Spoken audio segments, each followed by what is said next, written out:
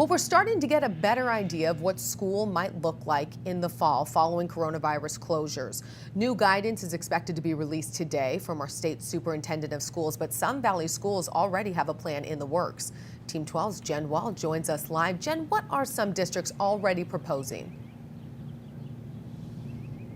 Yeah, good morning to you, Emma. So, the start of the next school year will look different for Arizona students. One thing is very clear: safety is at top of mind because of coronavirus precautions. Now, the Alhambra Elementary School District is already starting to release plans to families. Some of those changes include moving to a 4-day school week for the 2020-2021 school year, according to the district superintendent. So that means 2 days students are in school, Monday and Tuesday, then 1 day students learn from home, Wednesday. And that's when the school would go through a deep cleaning. Then 2 days back on, Thursday and Friday.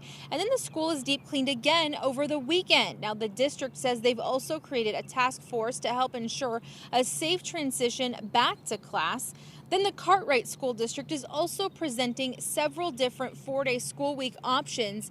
Each one would allow for 1 day of deep cleaning. And then statewide, Governor Doug Ducey says some people will not be able to go back into in-person classes because of health issues and concerns. And in those cases, the state says they'll be flexible. Other changes families could see may include lunch in classrooms, limited contact with other classrooms, and more. And again, the new guidance for the upcoming school year is set to be released from Superintendent of Schools Kathy Hoffman today. Ultimately, though, it will be up to each school on how they present those guidelines. Stay with 12 News, 12news.com for updates. For now, we're live in Phoenix. Jen Wahl, Today in AZ.